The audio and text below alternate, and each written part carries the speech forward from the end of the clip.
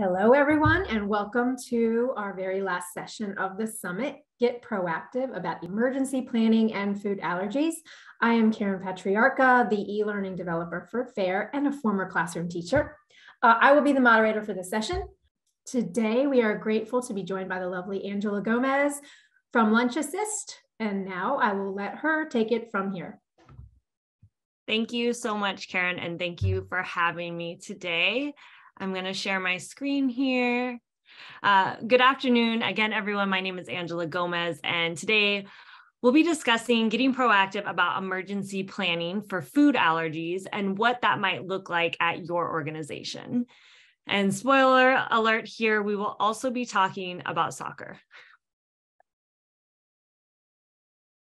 Okay, so real quickly, the objectives of today are to maintain inclusion and safety for individuals with dietary restrictions, especially food allergies, identify strategies to create an emergency preparedness plan, explain the importance of having an emergency preparedness plan that includes individuals with dietary restrictions.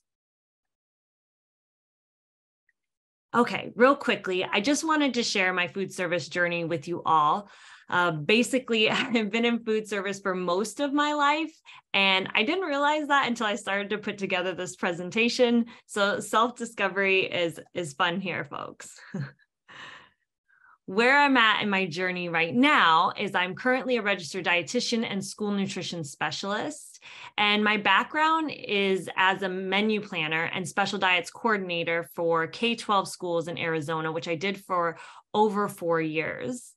And now I'm currently working with LunchAssist, which is this wonderful woman-led organization. We have former state agency staff, registered dietitians, former award-winning directors, creating professional development videos. We're doing support with audits, or in our world, we call that administrative reviews. And we're doing one-on-one consulting for school nutrition programs. So I'm curious to learn a little bit more about you all and the audience out there. So if you'd like, would you please share in the chat what area of food service you are currently in? And this is an invite. It is by no means a demand. So feel free to drop that in the chat if you'd like. And I'm going to pull up my chat here so I can see what everyone see. Higher education. Great. Restaurant corporate RD, super interesting. Collegiate dining, awesome. So a lot of college hospitality and food service. Welcome.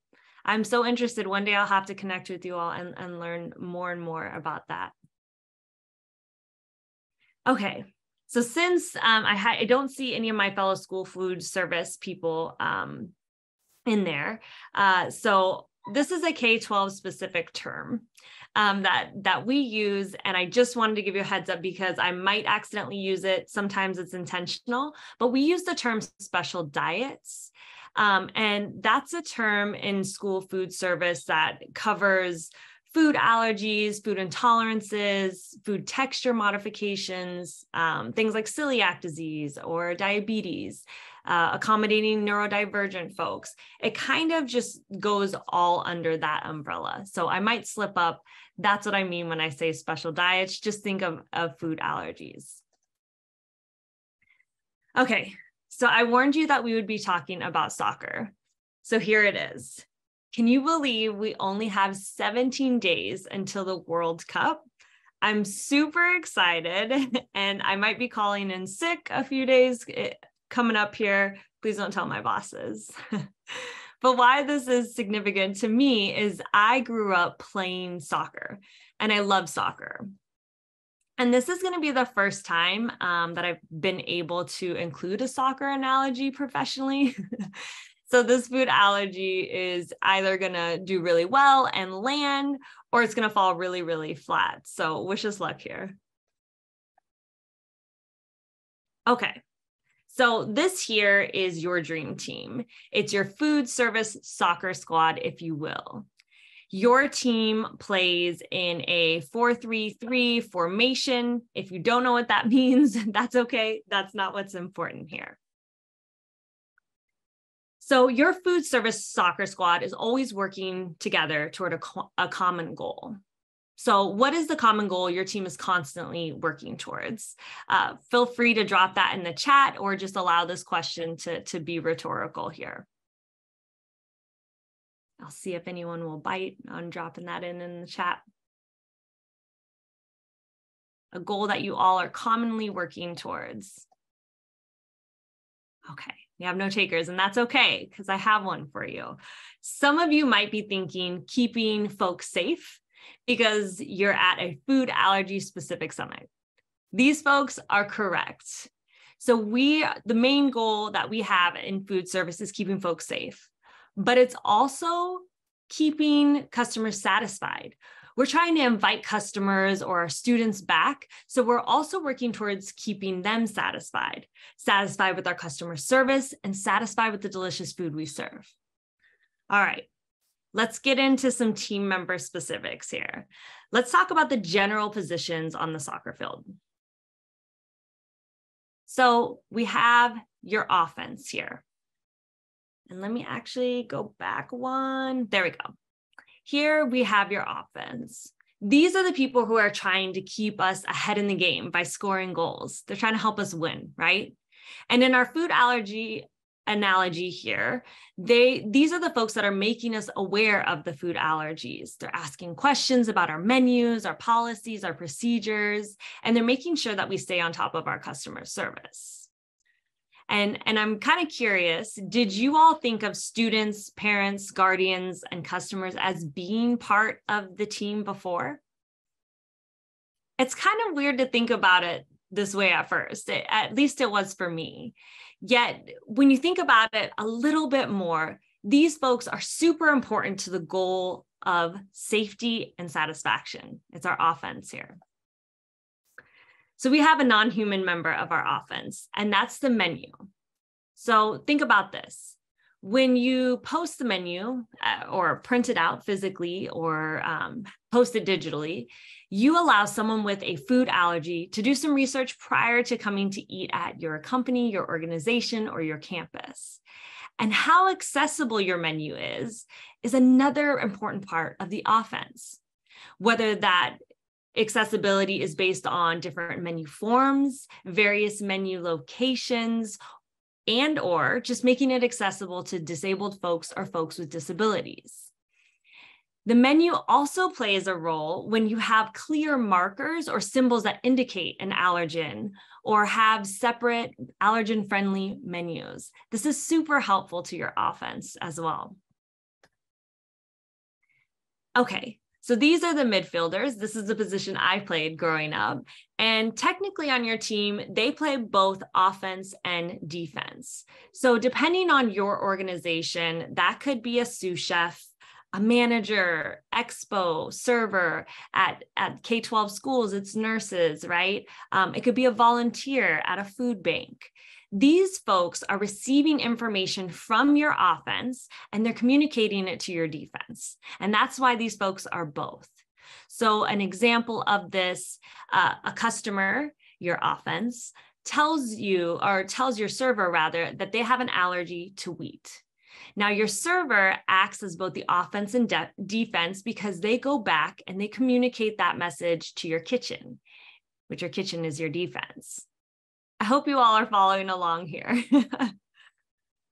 So a non-human member of our offense and defense is our policies and procedures that we have in place. Some we may have not created yet, but hopefully after today, we will consider and implement that.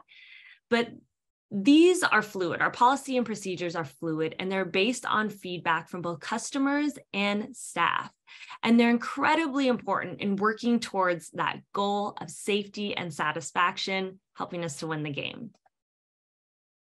All right, here's our defense. And this is our back line. So again, this might look different at your college campus or your organization, but this could be the registered dietitians if you have them on staff. It could be a lead trainer. It could be executive chef. It could be everyone in the back of the house. But your defense is making sure that all policies and procedures are followed exactly and carefully. So your defense can also be creating these policies and procedures and leading food allergy specific trainings. Now, your defense is also communicating when policies and procedures are flawed and no longer working, which is really important as well. So I've kind of already mentioned one of the non-human members of our defense, and that's food allergy specific training, which is incredibly important. And a critical part of your defense and keeping the team moving towards our goal of safety and satisfaction. Now, the other non-human member would be technology. We can utilize technology to play a key role on our backline defense as well, whether that's setting up an alert when a student scans their ID to tell us that they have a food allergy, or if it's making it really easy for a customer to request or communicate a meal modification they need due to a food allergy. Technology, if we have it, is a great team player and really can be a part of our defense.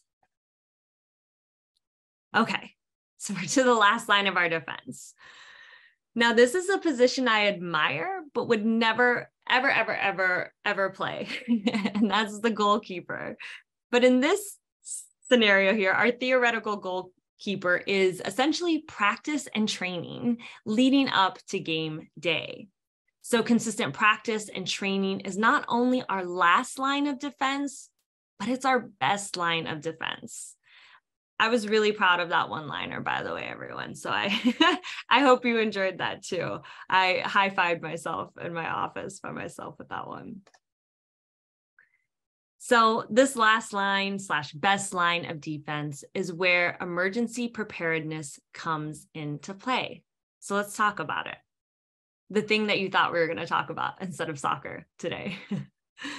So there are so many emergencies that impact food service. And a lot of people who don't work in food service don't realize that, but we do. So I kind of want to know, this is an invite, not a demand. What is a food service emergency that you currently feel the least prepared for? Feel free to drop it in the chat. Again, if you don't want to, that's something that you can just kind of think of here. I'm going to pull up the chat. Oh, someone said they love the analogy. Thank you so much. You might be a soccer fan. I appreciate that. Okay, so as you think about the food service emergency you feel the least prepared for, food allergies might be one of them.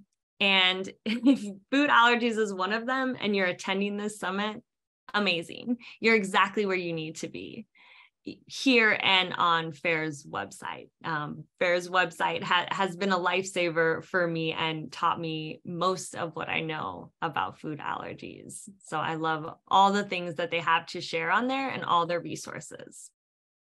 Okay, so thinking back to what you feel least prepared for, that's the emergency that I encourage you to start planning for. And that's the emergency that I encourage you to kind of think of as I ask these questions and pose them to you today. Okay, so what are some of the emergencies that impact food service here? We have food recalls. We have water not working in our kitchens. We have fires both in our kitchens and in the landscape around us. We have city emergencies where you, for instance, may not be able to drink the water because it's unsafe. There might be campus violence that could be on campus or surrounding campus that can impact food service, electricity issues, gas issues, in scary cases, intentional contamination, global pandemics, as we found out a few years ago, and of course, natural disasters. Now, out of all these emergencies here, which ones have the potential to impact people with food allergies? Definitely all of them, 100%. All of these can impact people with food allergies. especially when they're coming to our campus and it might be the sole place that they eat food. Or in K-12 scenario, school food service, a lot of kids are getting, maybe 3 or 4 meals at school. So all these can really have a huge impact on food service. So here's a list, not all inclusive by any means, but of some of the food specific emergencies. And most of us are probably pretty familiar with these, being shorted on a delivery, supply chain issues, last minute substitutes, or substitutes being made by the distributor that seem similar, but might not be for food allergy purposes. Food expiring or food being recalled. But there are policies and procedures for these food specific emergencies at your organization, I'm assuming. And if not, that's okay. Today's the day to start. Now, when you think of these emergencies and the policies and procedures that you have in place, is there any language around food allergies in these policies and procedures? Are there specific things that need to be done, specific people that need to be contacted? That's really important to think of the answers to those questions so that you can include them in your emergency plan. The other important thing to consider is, does your team know about these policies and procedures? Or are these policies and procedures in a dusty 3-ring binder somewhere in dry storage, somewhere unknown, right? So it's really important that your staff also knows about these policies and procedures that you have in place. Okay, so I want to talk about a real life example of product formula changes without notice. So this happened in response to COVID. FDA announced in May of 2020 that food manufacturers would have the flexibility to make minor formulation changes without making label changes on the packaging, which when you work with food allergies and food intolerances, super scary, right? So they did allow only substitutions or removal of ingredients that did not pose a health or safety issue and that did not cause significant changes to the finished products. So the 8 major food allergens, soon to be 9, could not be substituted for labeled ingredients by manufacturers without a label change. Now that's good. However,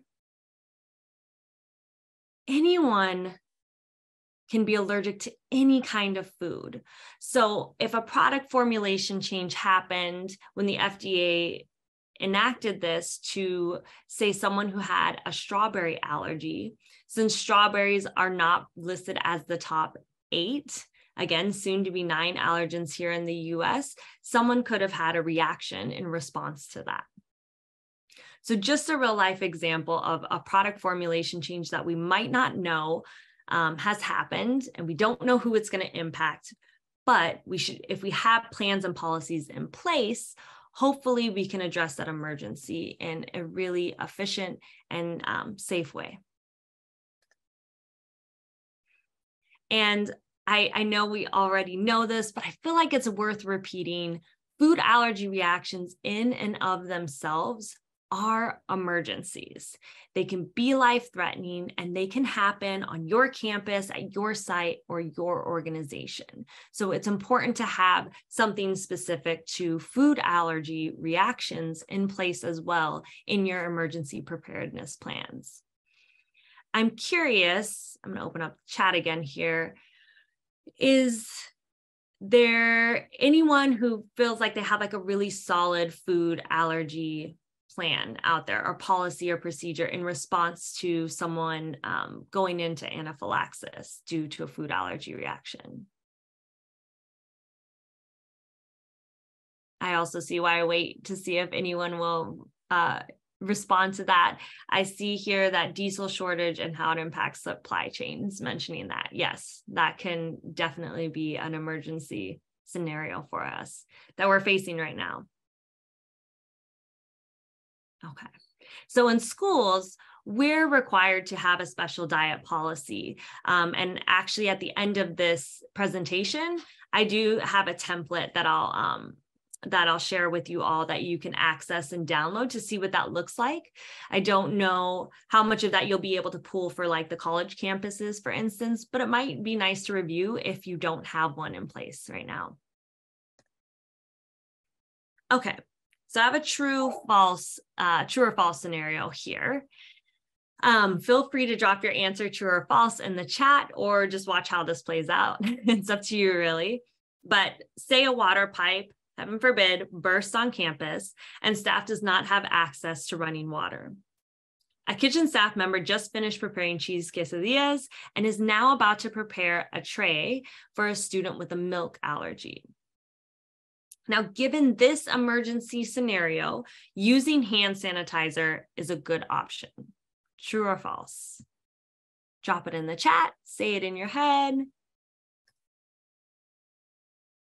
I have a false here, another false, false, false, false, lots of falses. All falses. Awesome. You all are superstars. That's correct. Hand sanitizer does not remove the milk proteins. And there's actually a very specific way to utilize hand sanitizer when you do have to use it, but definitely not when we're preparing food allergy specific meals. So thanks for participating, everyone. And you are all correct. Okay. So we're already all about being prepared. We're in food service, so we literally need to perform some form of prep for our shift every single day. And if you're not in the kitchen, you're still preparing something, whether that's preparing the production record, preparing the menu, whatever that looks like, we're all about preparation. So what are some of the things we need to think about in order to be prepared for emergencies, especially when we're trying to keep people with food allergies safe? So some questions to think about. And again, there's more questions to be asked when thinking of preparing your emergency preparedness plan. But are we prepared? And some things to think about is the menus singular or plural, probably for a college campus, plural, right? Menus developed with accommodations in mind. On top of that, do we have emergency products? Do we have emergency recipes just in case? Are the people who are developing the menus, do they have food allergy knowledge? So not every organization may have access to a registered dietitian. So are we providing that knowledge, that training to people who are developing the menus? And then what you'll see here is a handout that I developed for school food service, and it's the special diet cold pack inspiration. And what it is, it meets all our meal pattern credits that we must meet. So I won't bore you with that, but it meets all that, and it's also shelf stable. And it's just to provide some inspiration to some of the cafeterias out there, just in case. Everything there is shelf stable. So if there was an emergency or in our world, a last minute field trip that gets told to us and we need to accommodate a special diet, they might be able to put this recipe together. And since you all can't see it, it is linked in a download and further down in the slides, but it's corn tortilla chips, it's dried craisins, sunflowers, and it's hummus. There is versions that I've seen in schools that don't contain sesame, which will be a new top 9 allergens starting in January that will be required to be on labels. It's a soy milk, and then it's a fruit and vegetable juice. Okay, back to the questions. So are we prepared with the technology? Does the technology that we have, does that support safety in some shape or form? And in schools, that looks like a lot of times our point of sales will have an allergy alert pop up if the student puts in their PIN or scans their card. In college campuses, I'm not sure what that looks like. I would love to hear it if you want to drop it in the chat, if how you have technology that supports the safety of the people and the students that you serve on campus. I would love to know more about that if you'd like to share. And from technology, are we prepared with the equipment and tools that support safety? That might look like, if we're frying things on campus, do we have an allergen specific fryer potentially? That sounds expensive, but just throwing out an example and an idea there. Do we have separate utensils that are specific to food allergies or to certain food allergies? Do we have specific staff members that support safety?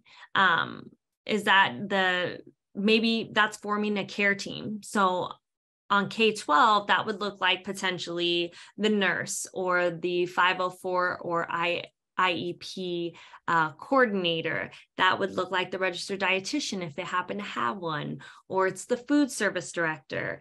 It's the kitchen manager, and they're getting together as a team and communicating, and then also communicating with the parents and guardians. And that care team can also, with older students, high school students, that can include them in the process as well. So thinking about, is our team prepared? So do we have training materials that are in multiple languages? Is that necessary for the staff that we have? And that's really important, because if we're trying to keep people safe and we're trying to train our staff, we should do it in a way that they understand best. Another important thing to consider is, do we need trainings that fit multiple learning styles? Do we have videos potentially? Do we have live in-person trainings that might be more helpful for folks? How can we best prepare our team to keep working towards that goal of safety and satisfaction? Does your team feel comfortable with technology, or do they want physical paper resources? In K-12 schools, in my experience, most of the staff that I've worked with, they don't feel the most comfortable with technology. We still utilized it, but paper resources were really helpful to them. So that looked like training and having signage posted up about, what cross contact looks like, which FAIR has a great resource on, which is the one I used. But having signage, having a physical binder that they could reference. What works best for your team now? And keeping in mind, just like with food allergies, it's best to make those individualized changes. Your team dynamics might shift over time. So how you train your team and prepare your team might also shift. So I encourage you to be open to that as well. Now, does your organization have an emergency plan that includes and accommodates students with food allergies? So is there a specific section on that somewhere specific to food service? Again, if there's not, hopefully these questions I'm asking are inspiring you to think of some of the answers that are going to work best for your organization and your campus. Is there a backup site trained and prepared to assist in case of an emergency? So for school food service, we might have a central kitchen, not all schools or districts or charter schools, but we might have like a central kitchen and then satellite schools. Is the central kitchen the backup site that's trained, or is it a satellite school that you feel really confident with, who's trained to immediately assist in an emergency? Maybe that satellite school in this scenario, maybe they have more room for storage, for dry food storage. So that's why they're the backup site for an emergency. Just really thinking through what you have access to and the people who are trained on your team. All right, another important thing is communication, right? With food allergies, communication. How will we communicate our emergency plans? Who's going to train the staff on the plan? And how are they going to get trained, right? FAIR has their FIT training, which I did. It's amazing. I recommend it. But that would be one way to get FIT certified. How often will we train staff on the plan? So I would recommend more than once a year if you have that available. I know that can be tough. But how often? Thinking about that. Will there be quarterly refreshers? Will you take a deeper dive after you've given like a food allergy 101? Thinking through some of those things. When will you train the staff on the plan? So is that in a pre-shift meeting? Is that a set dedicated training day, all staff training day? What does that look like? What would work best for your organization or your campus? And then what's available to staff so they can review the plan, so they can refresh themselves? Again, that can be physical, that can be digital. Do they know of a person that they can lean on for support to ask questions? And then who will make regular updates to the plan?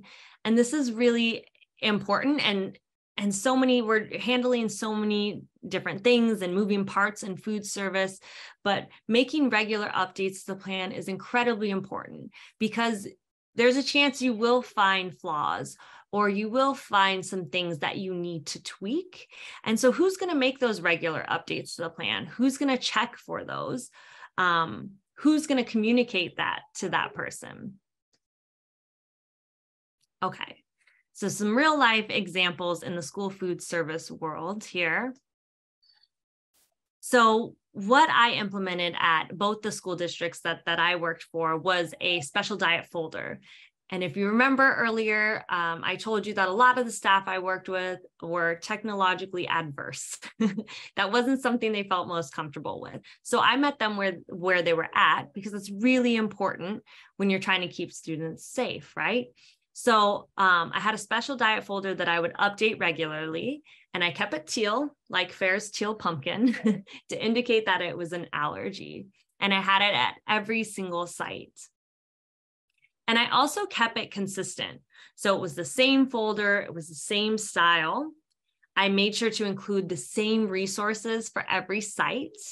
It was important for the sites that I worked at to have the information in English and Spanish. And thankfully, FAIR has a ton of resources that they have in English and Spanish. And then I also kept a copy for myself as a reference, because I don't know if you all are like me. My memory is iffy sometimes, and I needed to know what I sent out to all the kitchens.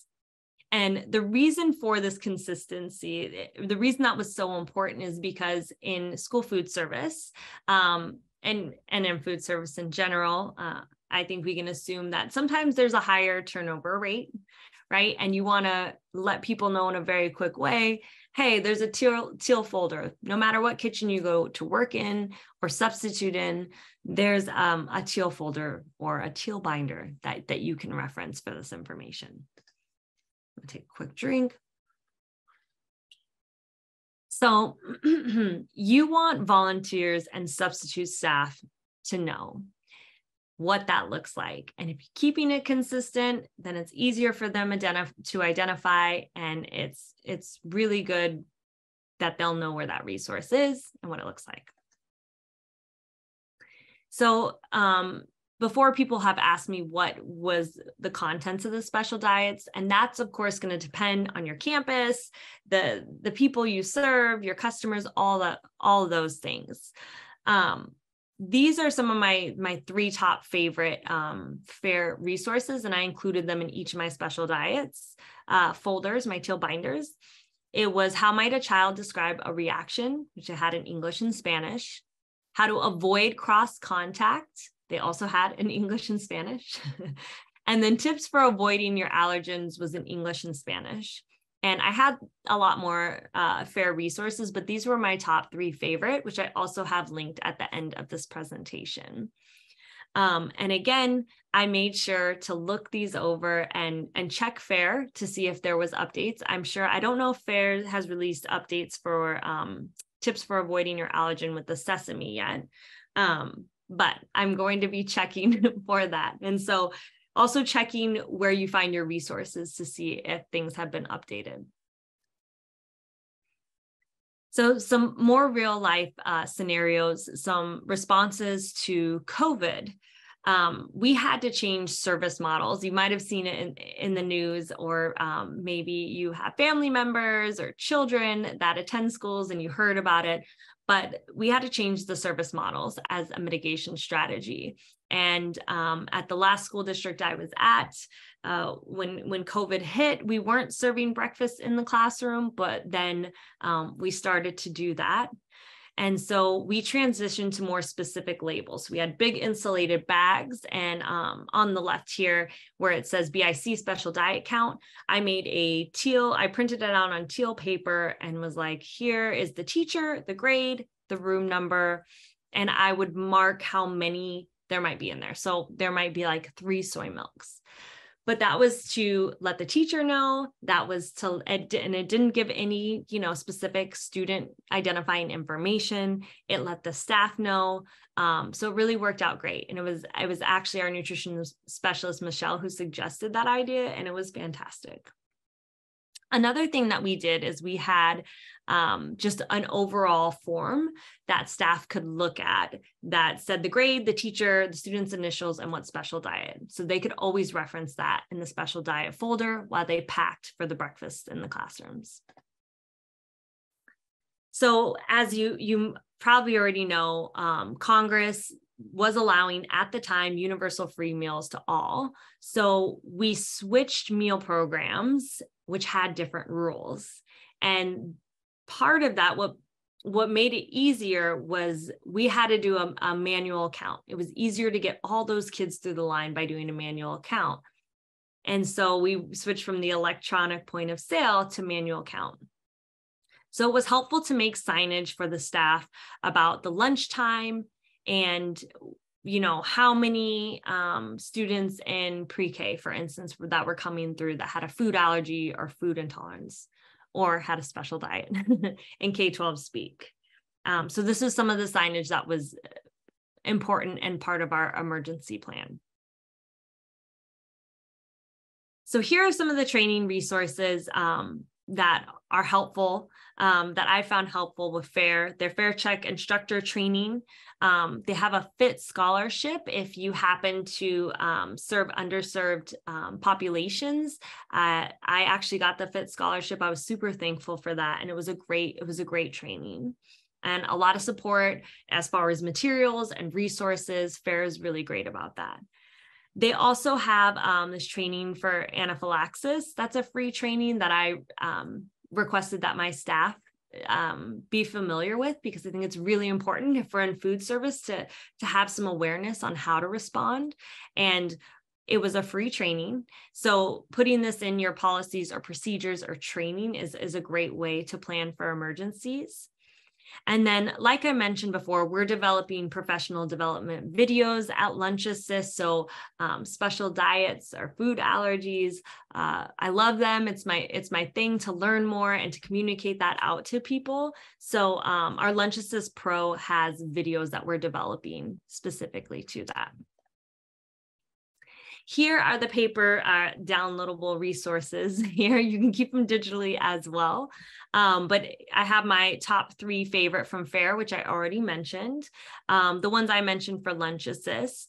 And then for those of you who may not be familiar, the Institute of Child Nutrition, ICN, they have some steps for emergency preparedness and some templates that might also be helpful to you, again, as you brainstorm and really try to fit it into what that looks like for your organization. Again, I'm Angela Gomez. Feel free to stay connected. We're at LunchAssist on all platforms, social media. This is my personal one. If you scan this, you can find out more about LunchAssist if you scan it with your phone. And then thank you so much for having me.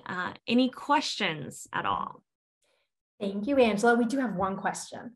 Yes. So since we're just about out of time, if something else doesn't come in, we'll just do this one. Any tips or tricks for food allergies outside the top 9, or when you have children with other dietary needs? Any other tips or tricks? That's a great question. I'd be curious if you're looking for like a specific tip or trick, because I have dealt with multiples. One of the hardest ones that I've had to deal with is like a corn allergy. That's and everything that's really hard. So I'd be curious. I don't know if that person can unmute or expand on that in any way. Are there other strategies when they are not labeled on labels? Hold on, just give me 1 second.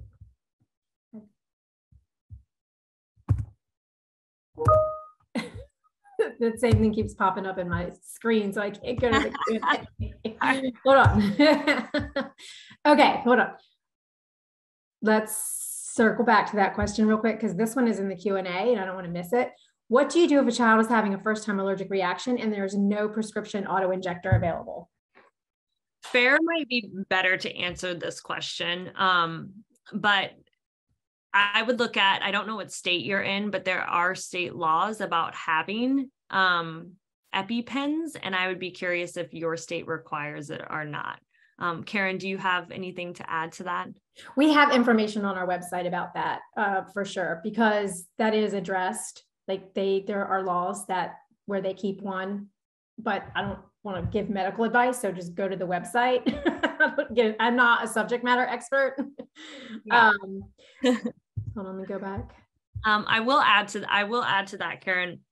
What I learned from FAIR is that when you are calling 911 to specifically say that that someone is having a food allergy reaction, so that's really important, because they might not have an EpiPen on the ambulance itself. Yeah, that's it. So Marie is saying many schools can stock non-designated epinephrine, and it's mandated in 7 states and voluntary in others. Okay. So all of that information is online and you can find that. But like you said, when you do call 911, you have to let them know it's a food allergy and to equip the ambulance with epinephrine. Yeah, and then I would totally recommend FAIR's trainings on recognizing and responding anaphylaxis, all that stuff, so that you all are prepared. There's things where like laying people on the ground, and that's what Maria is saying, lay them down. Yeah, like that stuff that I never knew, and FAIR has a bunch of free resources that will really support you in that. Yeah, there's so much training on our website for all of these things. There's the Save a Life, which is phenomenal, and it walks you through all of the steps. Some of the trainings that I just developed were specifically for early childhood, and then all of the FAIR checks that we have are for like K through 12, college, restaurants, yada, yada. So if there's any information that you feel like you didn't get, I mean, what you provided was awesome, but please go to the website. I know that Marie put a lot of links in the chat while we were going through. Foodallergyacademy.org. Yes, that is our learning academy, guys. Foodallergyacademy.org. Yes, and I am not getting paid to tell you that, really. Like, when I started in school nutrition as a dietitian, I found FAIR, thank God, on Google, and it really supported me in learning more and developing a lot of what I shared with you today. Absolutely. If there's one thing you take away from everything, is just like get onto the FAIR website and connect with Angela, and just there's so much information out there that can be disseminated and used, and we really need to do that. So I think that's all we have time for today. A special thank you to you, Angela. Your presentation was so fun, even all the soccer analogies. Thank you. Thank you. And to all of those who joined this session and sessions on previous days, thank you. As a reminder, this is the last session for the 2022 Food Service Summit. And on that note, we will conclude the Food Allergy Summit. Thank you all so much.